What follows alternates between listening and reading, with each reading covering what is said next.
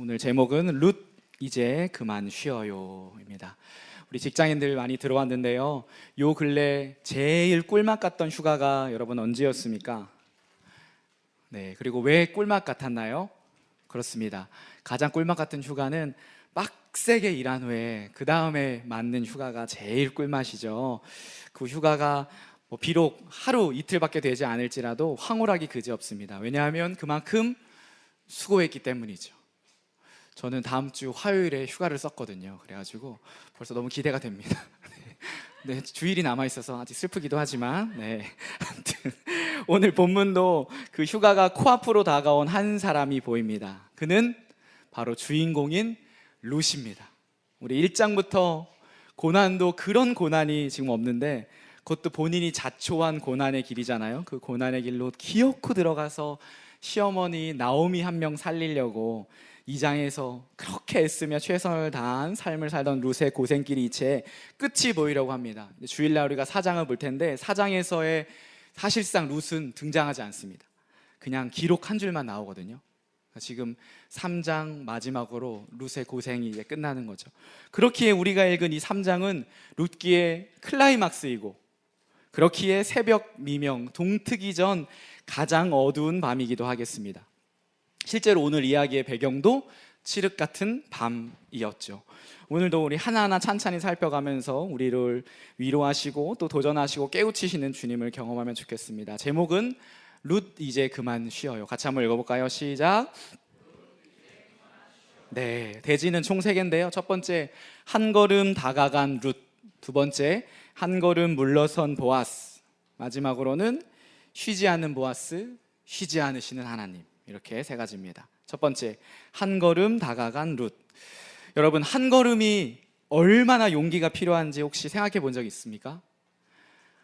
네, 우리 부모님들만 아실 거예요.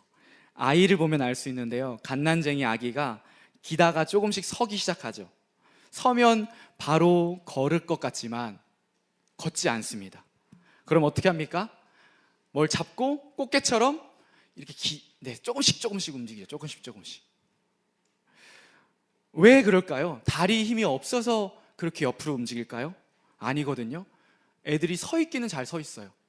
애들 키우면 아십니다. 근데 왜 걷지를 않을까? 왜 꽃게처럼 그렇게 잡고 움직일까? 한번 생각해 보십시오. 그 이유는 용기가 안 생겨서입니다. 무슨 용기일까요? 한 걸음을 뗄 용기. 한 걸음을 떼면 어떻게 되는지 아세요? 이 나머지 다리가 나를 지탱할 수 있을까? 내가 무너지지는 않을까? 내가 넘어져서 다치지는 않을까? 그 용기가 없어서 한 걸음을 못 떼는 거예요. 그러니까 꽃게처럼 긴다는 건 뭐예요? 이렇게 갈 수 없잖아요. 이거를 발바닥을 안 떼려고 하는 거죠. 특히 조심성 많은 아이들은 더더욱 한 걸음 떼는 게 오래 걸립니다. 우스갯소리 같지만 여러분 정말 그렇습니다. 관찰해 보십시오. 그런데 우리도 마찬가지입니다. 우리야 지금 숙달되어서 그렇지, 만약 내 한쪽 다리가 나를 지탱할 수 없다고 여러분 생각이 들면, 만약에 내가 이 다음 걸음을 걸으려고 할 때 내 다리가 지탱할 수 없다고 하면 우리도 걷지 않을 것입니다. 용기가 나지 않기 때문에. 제가 무슨 말을 하는 겁니까? 한 걸음이, 정말 얼마 안 되는 이 한 걸음이 믿음과 용기가 없으면 안 된다는 것. 믿음과 용기가 있어야 이 한 걸음을 나아갈 수 있다는 것입니다. 자, 룻을 보십시오. 우리 지금 오신 분들이 설교 이제 시작이에요. 네, 그냥 지금부터 들으면 됩니다. 자, 룻 1절부터 4절까지. 자, 룻의 시어머니가 룻에게 요구한 것을 한번 보십시오. 시작. 룻의 시어머니 나오미가 그에게 이르되, 내 딸아, 내가 너를 위하여 안식할 곳을 구하여 너를 복되게 하여야 하지 않겠느냐? 내가 함께하던 하녀들을 둔 보아스는 우리의 친족이 아니냐? 보라, 그가 오늘 밤에 타작마당에서 보리를 까불리라. 그 추산다는 거죠. 이렇게 턴다는 거예요. 그런즉 너는 목욕하고 기름을 바르고 의복을 입고 타작마당에 내려가서 그 사람이 먹고 마시기를 다 하기까지는 그에게 보이지 말고, 그가 누울 때에 너는 그가 눕는 곳을 알았다가 들어가서 그의 발치이불을 들고 거기 누우라. 그가 내 할 일을 내게 알게 하리라 하니. 이 부분 오늘 GBBS 하신 분들 있죠. 여러분 스스로가 루시고 시어머니가 나한테 이렇게 명령한다고 하면, 요청한다고 하면 여러분 어떻게 대답하시겠어요?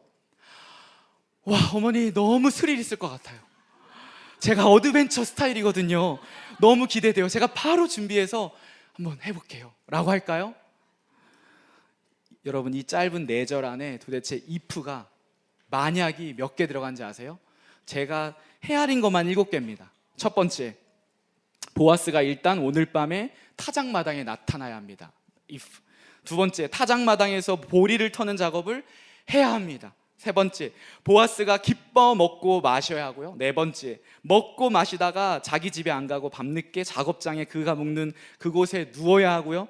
다섯 번째, 룻은 다른 사람들에게 들키지 않아야 하고요. 여섯 번째, 밤중에 많은 자고 있는 사람 중에서 보아스가 누구인지 확인해야 됩니다. 불이 있었어요? 플래시가 있었나요? 일곱 번째, 보아스가 곤히 잠들었는지 확인해야 합니다. 네, 우리 제이들 우리 은지 어떻게 생각합니까? 할 수 있어요? 네, 벌써 진절머리가 날 거예요. 고개가 절레절레 나올 것입니다. 그런데 룻의 대답 5절, 룻이 시어머니에게 이르되 어머니의 말씀대로 내가 다 행하리이다. 어제 룻의 그 순종이 나오죠. 침묵이 나오고 6절, 그가 타작마당으로 내려가서 시어머니의 명령대로 다 하니라. 물론 하나님의 일하심이 있었습니다. 그래서 적게 잡아도 7개의 이 모든 시나리오가 착착착착 떨어져서 이런 역사가 일어난 것이죠. 그러나 룻이 한 걸음을 떼지 않았다면, 룻이 용기를 내지 않았다면 이 일은 일어나지 않았다는 것이죠. 기억하십시오. 룻은 용기를 냈고 룻은 결단했습니다. 그리고 한 걸음 나아갔습니다. 이제 중요한 것은 왜 나아갔냐는 거예요. 왜 룻은 한 걸음 나아갔을까요? 1절에 나오면 이렇게 말했습니다. 내 딸 룻아, 네가 안식할 곳을 구하여야 하지 않겠니? 네가 쉴 곳, 다시 말해서 이제 너도 다시 시집을 가야 하지 않겠니? 아, 그렇구나. 룻이 자기 자신을 위해서 그렇게 용기를 냈구나. 자기 이제 살궁리를 해야 되기 때문에 용기를 냈구나 라고 여러분 생각할 수 있는데 정말 그럴까요? 8절 9절 한번 읽어보겠습니다. 자, 룻이 어머니가 말한 대로 보아스의 발 앞에 누웠습니다. 발끝에. 8절, 밤중에 그가 놀라 몸을 돌이켜본즉 그는 보아스죠. 한 여인이 자기 발치에 누워 있는지라 이르되, 보아스가 말합니다. 내가 누구냐 하니 대답하되 나는 당신의 여종 룻이오니 당신의 옷자락을 펴 당신의 여종을 덮으소서. 이는 당신이 기업을 물을 자가 됨이니이다 하니. 어머니는 분명히 뭐라고 명령했냐면 내가 누구인지 밝히라고 했습니다. 그러면 보아스가 알아서 할 것이라고 했거든요. 그 말을 따랐다면 이 색깔, 당신의 옷자락을 펴 당신의 여종을 덮으소서까지만 얘기해야 됩니다. 어머니의 명령 그대로 따랐다면. 저 색깔 있는 말을 해서는 안 되는데요. 룻은 당신이 기업을 물을 자라는 말을 했죠. 이제 기업을 물을 자에 대해서 잠깐 설명을 드려야 됩니다. 이 명칭을 우리가 알아야 합니다. 히브리어로는 고엘이라고 합니다. 고엘. 이것은 하나님께서 이스라엘 백성에게 말씀하신 율법 규정 중에 하나였는데요. 이것을 보면 좀 이해가 되실 거예요. 레위기 25장, 괜찮아요. 레위기인데 25장 25절. 자, 시작. 만일 내 형제가 가난하여 그의 기업, 땅 중에서 얼마를 팔았으면 그에게 가까운 기업인 땅 물을 자가 와서 그의 형제가 판 것을 물을 것이요. 무르다란 말 아세요? 네, 그냥 값을 주고 다시 돌려주다, 되돌리다라고 생각하면 쉽습니다. 어떤 자가 돈이 없어서 자기 땅을 팔 수 있잖아요. 그런데 그 판 사람의 소유를 영원히 영구적으로 할 수 없다는 말이에요. 그게 율법 규정이었습니다. 이해하십니까? 내가 가난해서 내 땅을 누구에게 팔았는데 그 땅을 판 사람이 영구적으로 가져갈 수 없었습니다. 소유할 수 없었습니다. 이유는 하나님의 약속, 하나님의 축복이 뭐였냐면 땅이었기 때문입니다. 그래서 어떻게 되냐, 내 친척 중에 가까운 친척이 그 값을 대신 갚아서 다시 그 가난한 나의 친척에게 돌려줘야 하는 것이죠. 그게 기업 물을 자 고엘이었습니다. 근데 그 기업 물을 자가 없다면 또 하나의 하나님께서 장치를 하셨습니다. 안식년이 몇 년이죠? 7년이죠. 7년에 7번 49년의 그 다음해인 50년째, 희년, 영어로는 주빌리라고 하는데, 이 희년 때의 모든 땅을 다 각자 주인에게, 주인이 하나님이 주인이시니까 청지기에게 돌려줘야 합니다. 그것이 무슨 장치인지 알겠어요? 어떤 가문과 어떤 족속도 하나님의 땅 안에서 멸망하고 멸문하지 않도록 보호하신 장치예요. 이게 바로 고엘 기업이었습니다. 대대손손 하나님의 백성으로 살아갈 수 있도록 하나님이 만드신 율법이었습니다. 그렇기 때문에 이 기업물을 짜 고엘은 굉장히 중요한데요, 룻이 말한 당신이 기업물을 짜입니다 라는 말은 무슨 뜻이냐면, 보아스, 당신이 제가 며느리로 있는 이 나오미의, 엘리멜렉의 집안, 가난해서 이것을 땅을 팔 수밖에 없었던 이 엘리멜렉 나오미의 그 땅을 되사줘야 하는 그런 사람입니다라는 뜻이에요. 즉, 당신은 나의 결혼 대상자입니다, 당신 나와 결혼해 주세요 라고 말한 것이 아니에요. 룻은 여전히 철저히 자기의 안위를 위해서, 자기의 평안을 위해서, 자기의 안락을 위해서 자기 중심적인 삶을 산 것이 아니라 끝까지 나오미, 그 나오미를 살리기 위해서 자기의 모든 것을 주는, 자기의 그 결혼까지도 그 사람에게 주는 그런 삶을 살았다고 하는 것이죠. 철저히 자기중심적 삶이 아니라 나오미와 그 집안을 위해 살아가고 있음을, 그것이 무엇입니까? 바로 헤세드의 삶을 살아가고 있음을 룻이 보여줍니다. 그래서 여러분, 용기를 낸 겁니다. 한 걸음, 자신의 안정과 안위를 위해 한 걸음 다가간 게 아니라 시어머니인 나오미를 살리기 위해 한 걸음 용기를 냈습니다. 끝까지 그는 자신의 인생을 걸어 나오미를 살린 것이. 여러분, 어떻게 이런 사람이 있을까요? 정말 말씀 준비하면서 와, 이런 사람이 정말 어떻게 있을 수 있을까 생각이 들었습니다. 그러면서 또 생각해 본 것, 그녀가 이렇게 용기 내야 했던 이유가 나오미였다면, 용기를 내야 했던 이유가 나오미였다면 용기를 낼 수 있는 그 근거는 무엇이었을까?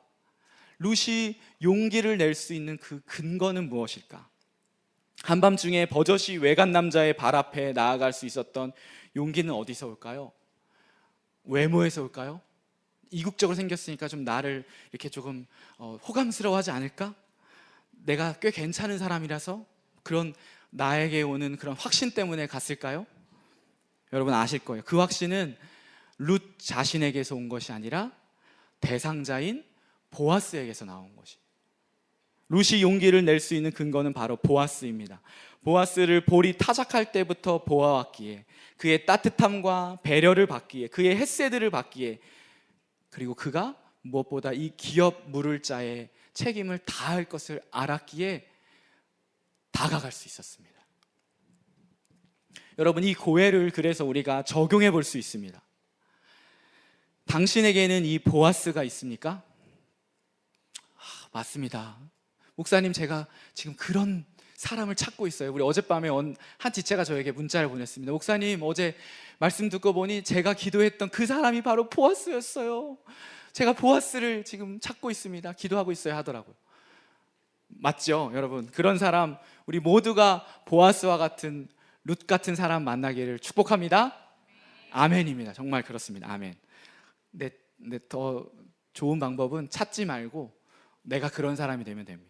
내가 그런 사람이 되면 그런 사람이 만나지게 되는 것 기억하십시오. 그러나 제가 말하고 싶은 것은 그저 결혼 대상자로서의 보아스를 말하는 것이 아닙니다. 당신이 이 보아스, 즉 고엘이 필요한 존재임을 알고 있는가를 제가 지금 말하고 싶습니다. 영적인 면에서 우리 모두는 죄인으로, 죄를 지으면 그 삭스로 죽음을 받는 존재입니다. 누차 설명했죠. 로마서 6장 23절, 죄의 삭스는 사망이요. 삭시 뭐라 그랬죠? 그 삭스의 헬라어가, 내가 죄를 내면 사탄이 나에게 그 값으로 죽음을 주는 거예요. 죄를 지면 죽음을 받는 거예요. 그게 삭시거든요. 그렇게 죄를 지으면 삭스로 죽음을 받는 존재인데, 그래서 공중의 권세 잡은 자 사탄에게 종노릇하는 존재인데, 그런 당신을 위해 대신 그 죄의 값을 갚아주신 분, 우리의 영원한 고엘 되신 분, 그분을 알고 그분이 당신의 인생에 필요한 분임을 고백하고 있는지를 지금 묻고 있습니다. 예수 그리스도 그분만이 우리의 참 고엘이시기에 우리는 룻이 그랬던 것처럼 용기를 내어 한 걸음 누구께? 예수께 나아가야 하는 것이죠. 룻이 자기의 고엘인 보아스를 확신했던 것처럼 여러분 역시 여러분의 보아스, 여러분의 고엘이 예수 그리스도를 확신한다면 여러분도 특별히 이 밤에 예수님께 한 걸음 나아가셔야 합니다. 그것이 한 걸음 나아간 룻이 우리에게 주는 진리입니다. 두 번째, 한 걸음 물러선 보아스. 놀랍게도 보아스는 한 걸음 물러섰습니다. 보십시오. 룻의 헌신적인 이 말을 들은 그의 대답. 지금 청혼을 했어요. 10절, 11절 읽어보겠습니다. 시작.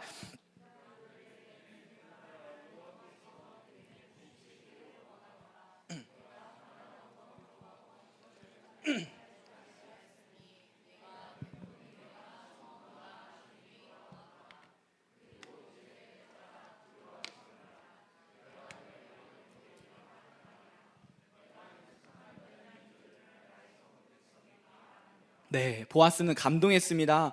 여러분도 감동했죠? 오늘 이 부분 하신 분들 감동했습니까? 저라도 너무 감동했을 거예요. 룻의 이 나오미를 향한 헤세드 사랑에 우리가 어떻게 감동과 감탄을 하지 않을 수가 있겠어요? 그런 룻에게 지금 말한 것입니다. 룻아, 너를 위해서라면 나 같은 늙은 사람보다 너 또래의 젊은 남자가 훨씬 나을 텐데 너의 그 어머니, 시어머니를 사랑하는 마음으로 나에게 온 것을 보니 너의 그 헤세드, 그 신실함이 이전에 1장, 2장의 보리추스 때보다 1장의 그 모압에서의 베들레헴 따라온 것보다 더 크다, 이렇게 말하는 거예요. 그리고 나서 무엇이라 말합니까? 11절에 네가 말한 모든 것을 내가 너를 위해 하겠다라고 얘기했습니다. 한번 11절 띄워주겠어요? 11절, 내 따라 두려워하지 말라. 내가 네 말대로 내게 다 행하리라. 내가 말한 모든 것을 내가 너를 위해 하겠다. 이게 무슨 뜻인지 아시겠어요? 이제 내가 너의 종이 되겠다라는 뜻입니다. 우리 어제 PPT에서 봤죠? 15번 저 맨 끝에 있던 룻. 그런데 이제 보아스가 어떻게 한다고요? 본인이 자처해서 16번으로 내려간다는 말입니다. 내가 너를 위해 모든 것을 하겠다. 이 둘의 서로를 향한 헤세드 이야기 너무 멋집니다. 그리고 우리가 그렇기 때문에 이 룻기를 보면 볼수록 누가 보이냐면 예수님이 보이는 거예요. 예수님이 하늘의 그 높은 보좌를 버리시고 이 땅에 오셔서 우리와 같이 되신 것. 그래서 우리는 룻기를 볼 때마다 그 너머에 예수님이 보이는 거죠. 이렇게 보아스와 룻은 서로를 향한 사랑도 확인했습니다. 그럼 어떻게 해야 합니까? 다 된 것 아니겠어요? 그러면 BGM이 나와야겠죠. 로맨틱한 BGM이 나오고 뭐 해야 됩니까?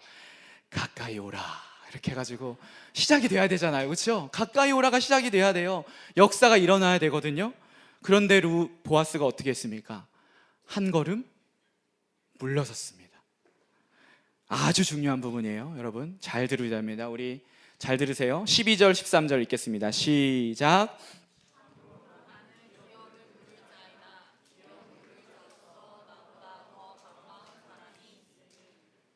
이 밤에 여기서 머무르라.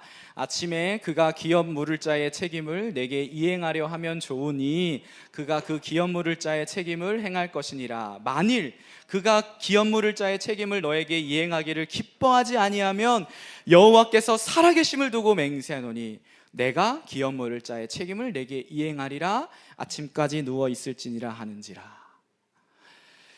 기업 물을 자가 본인인 것은 맞지만 뭐라고 합니까? 율법 규정상 나보다 더 가까운 친척이 지금 있기에 그에게 기업 물을 자의 여부를 물어봐야 한다는 말입니다. 지금 손 뗀다는 말이 아니에요. 외국인 잘 챙겨줬다니 덤탱이 씌우려고 하네. 큰일 나겠다 하고 지금 손 뺀 게 아니에요. 그랬으면 이 13절의 다짐 어떻게 했습니까? 여호와께서 살아계심을 두고 맹세하노니라는 이 맹세를 하지 않았겠죠. 그럼 이것을 어떻게 이해할까요? 여러분, 왜 보아스는 한 걸음을 물러섰을까요? 계속해서 지금 따라오는 논리예요. 1장도 마찬가지고. 왜 보아스는 한 걸음 물러섰을까요? 그렇습니다. 율법, 말씀을 지키기 위해서입니다. 말씀 안에 보아스가 있었기에 이렇게 행동한 것입니다.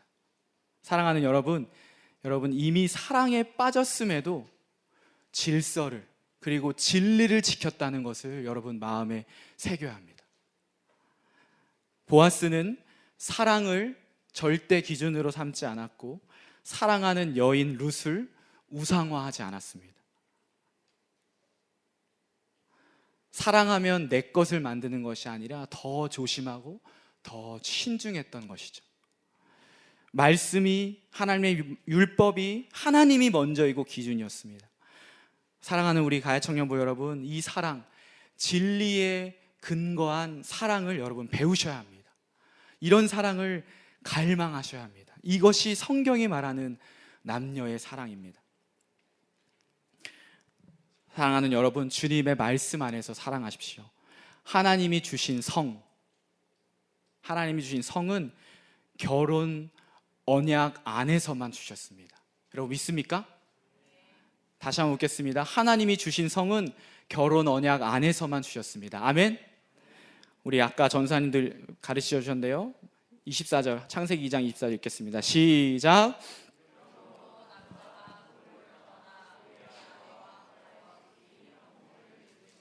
네, 여기에 부모를 떠나 말이 뭐예요? 성인이 되면이죠.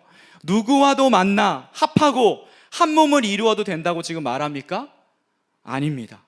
주님의 창조 원리, 창조 때부터 주님은 명확하게 말씀하셨습니다. 결혼 외에 성적인 친밀함, 성관계, 그것은 진리와 말씀에서 어긋난 것이에요. 그럼 여기서 말하는 성관계, 섹스라고 하는 그것이 지금 육체적인 행위만을 지금 말할까요? 아니요. 정서적인, 정신적인 간음도 동일하게 하나님 앞에서는 간음이에요.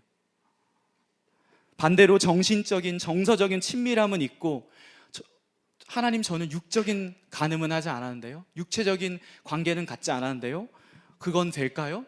아니요. 그건 말도 안 되는 것입니다. 하나님 모든 것을 아시는데요. 그래서 여러분 기억하십시오.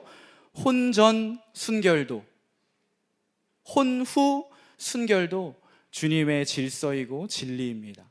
결혼을 언약한 배우자 외에 어떤 사람과 그 어떤 정신적이고 정서적이며 육체적인 관계를 갖는 것은 주님의 질서를 벗어난 것이에요. 여러분 오늘 이 보아스를 통해서 이것을 여러분 배우셔야 합니다. 여러분 생각해 보십시오. 네, 우리 어떤 자매가 있다고 합시다. 그 자매를 내가 사랑하고 있어요. 근데 정말 하나님 안에서 이것을 교제한다면 이 자매에게 허락하신 남편이, 결혼 언약을 준 사람이 내가 아닐 수도 있잖아요. 그렇다면 우리가 어떻게 더 나아갈 수 있겠어요? 이런 관점에서 생각해야 하는 거예요. 지금 뜨겁게 사랑하고 있지만 하나님께서 예정하시고 예비하신 내 배우자가, 나의 배우자도 마찬가지고 이 사람의 배우자가 서로가 아니면, 아닐 수도 있잖아요. 우리가 하나님이 아니기에. 그런데 어떻게 결혼 언약 안에 있는, 언약 안에서 허락한 것을 우리가 할 수 있냐는 말입니다. 하나님이 성을 주신 이유는 그럼 무엇일까요? 우리의 쾌락이 1번이 아님을 여러분 아셔야 합니다. 그것은 세상 문화입니다. 더 정확히 말하면 하나님은 결혼 언약한 부부에게만 성을 주셨고, 그 성을 주신 이유와 목적의 가장 첫 번째는 뭐냐면 하나됨입니다. 하나됨. 연합을 알게 하시려고 주셨습니다. 어떤 연합일까요? 이게 중요해요. 어떤 연합? 하나님께서 결혼한 부부에게 성을 주신 이유가 연합인데, 그 연합은 무슨 연합인지 아세요? 삼위일체 하나님이 이렇게 한 몸으로 일체 하나로 계시는구나를 우리가 가정을 통해서 맛보는 거예요. 그래서 천국 가정이라고 하는 것이죠. 하나님 나라에서는 삼위일체 하나님, 성자 하나님, 성부 하나님, 성령 하나님이 이렇게 하나로 계시는구나, 연합하여 계시는구나를 우리가 어디서 맛볼 수 있다? 어디서 맛볼 수 있다? 결혼 언약한 배우자를 통해서 맛볼 수 있다고 하는 것이죠. 여러분, 이것이 가정, 하나님께서 주신 성경적인 가정과 성경적인 결혼과 성경적인 연애입니다. 쾌락, 오르가즘이 1번이 아닙니다. 여러분, 그 마음을, 그 생각을 지우개로 지우십시오. 물론 그것을 추구하지 말라는 것은 아닙니다. 기독교는 금욕주의가 아니죠. 1번이 아닌 것이지 성은 아주 큰 즐거움입니다. 그러나 그것보다 앞선 목적이 있다는 것을 기억해야 합니다. 친밀함, 하나됨, 연합. 그런데 누구에게? 배타성이 있는 거예요. 결혼 언약한 배우자에게. 그렇게 하나님께서 주셨는데 우리가 어떻게 다른 사람과 또 하나됨을 이룰 수 있는, 하나됨이란 말 자체가 틀린 거죠.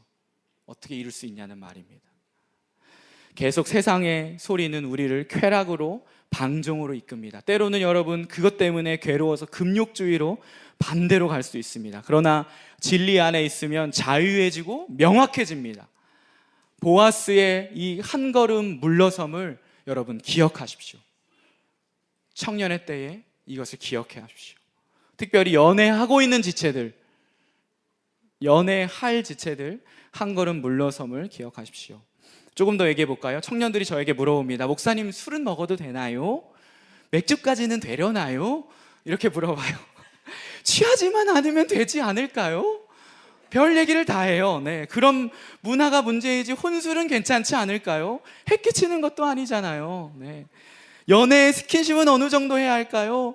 그런 구체적인 것, 디테일한 것을 여러분 묻기 전에 왜 그것을 내가 목회자에게 묻고 있는지, 왜 그것을 구체적으로 알려고 하는지를, 그 내 본심을 알아야 해요. 무엇입니까? 말씀을 지키기 위해 안간힘 쓰려고 그런 가이드라인을 지금 만드는 것입니까?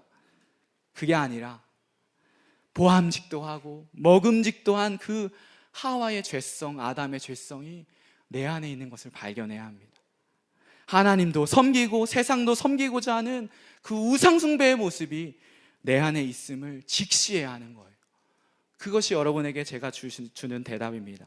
여러분, 진리는 명확합니다. 본질은 단순합니다. 그 단순한 것을 확립하면 자연스럽게 디테일은 정해집니다. 고린도전서 3장 16절 같이 한번 읽습니다. 시작.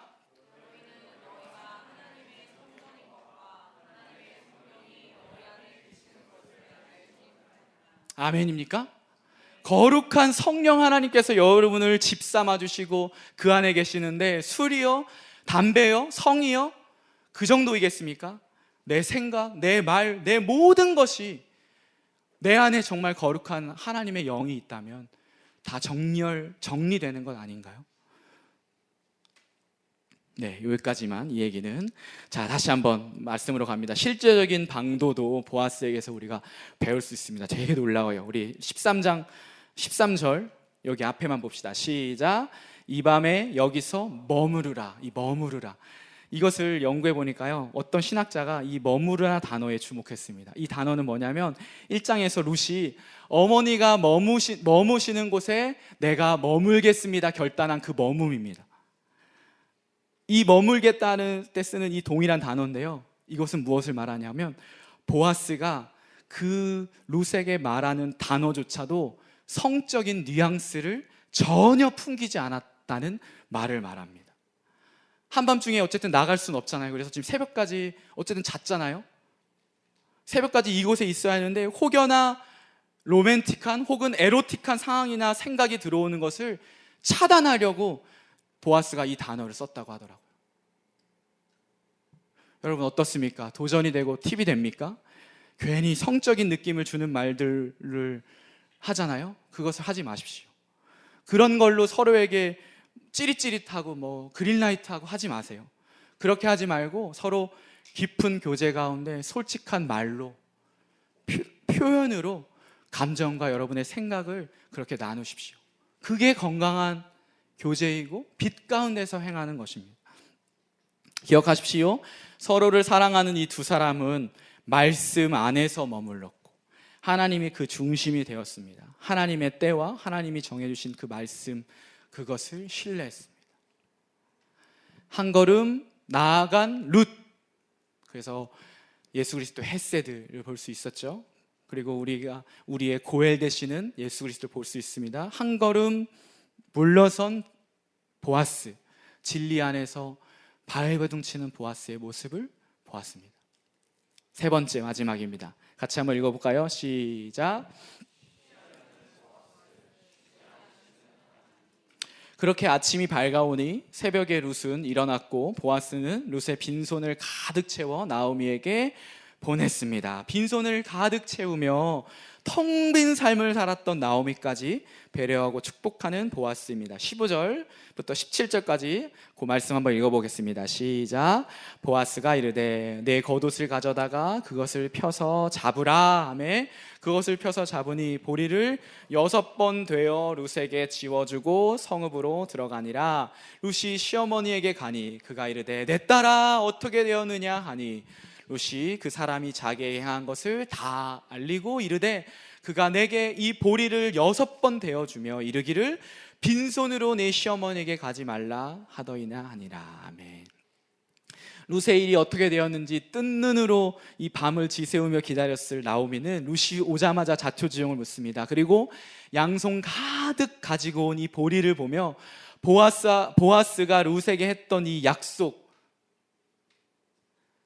여호와의 살아계심을 두고 맹세하더니, 그렇죠? 오늘 내가 이 일을 행하겠다 했잖아요. 그 보아스의 그 약속을 반드시 지킬 것임을 이 보리 가득 준 것을 보고 확신하게 되는 것이죠. 보아스의 행동을 풀이하면 이런 뜻입니다. 보아스가 나오미에게 이 보리 6번 퍼주면서 하는 말은 이런 뜻이에요. 내가 곧 이 문제를 해결하고 룻을 아내로 맞이하겠습니다. 절대로 이 기다림의 시간이 길게 하지는 않겠습니다. 내가 속히 가겠습니다. 다시 한번 읽어볼까요? 내가 곧 이 문제를 해결하고 룻을 아내로 맞이하겠다. 절대로 이 기다림의 시간이 길게 하지 않겠다. 내가 속히 오겠다. 사랑하는 여러분, 이 말이 참 따뜻하지 않습니까? 그리고 또 어디서 들어본 말 같지 않으세요? 이 말은 보아스가 룻과 나오미에게만 한 말이 아니라 주님께서 우리에게 하시는 말입니다. 계속되는 흉년 속에 절망하고 있는 당신을, 그런데도 그 절망 속에서도 본인이 할 수 있는 최선의 삶을 살아가고 있는 당신을 홀로 두지 않으시고 헤세드의 사랑으로 변함없이 신실하게 지켜보시며 여러분 한 사람 한 사람에게 말씀하시는 거예요. 뭐라고요? 내가 곧 너를 신부로 맞이하겠다. 이 기다림의 시간이 절대로 길게 하지 않겠다. 내가 속히 너에게 가겠다. 이것이 뭔지 아세요? 요한계시록에 보면 천국 잔치를 어린 양의 혼인 잔치라고 비유하면서 우리를 신부로 부르시는 그 말씀입니다. 단지 이 땅에서뿐만 아니라 영원한 하나님 나라로 우리를 초대하시면서 말씀하는 거예요. 누구누구야, 내가 속히 너에게 가겠다. 이 땅에서의 시간이 결코 길게 하지 않겠다. 요한계시록 1장 8절입니다. 같이 읽습니다. 시작. 주 하나님이 이르시되 나는 알파와 오메가라. 이제도 있고 전에도 있었고 장차 올 자요 전능한 자라 하시더라. 이 알파와 오메가는 헬라어의 A와 Z라고 생각하시면 돼요. 처음이요 나중이라. 이제도 있고 전에도 있었고 장차 올 자요. 장차 올 자를 헬라어 더 직역하면 뭐냐면 오고 계신 분입니다. 오고 계신 분. 나중에 올 분이 아니라 지금 이미 출발하셨다는 거예요. 이게 우리에게 얼마나 큰 위로를 주시는지 아세요?